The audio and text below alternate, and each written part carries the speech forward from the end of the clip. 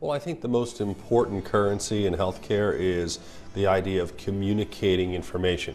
So if you can communicate information effectively and efficiently, it's a valuable resource. So what DIN is doing for us is it's getting us information that we never had access before. If we can get it from other hospitals, other providers, and get it in a timely fashion, it can make a big difference.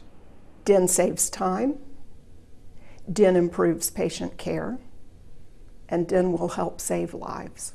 Recently, I had a patient come in from a ER follow-up who had a problem, wasn't sure what kind of blood work was done, didn't know what kind of testing was done. They couldn't really give me a lot of information other than they were told to come follow up with me.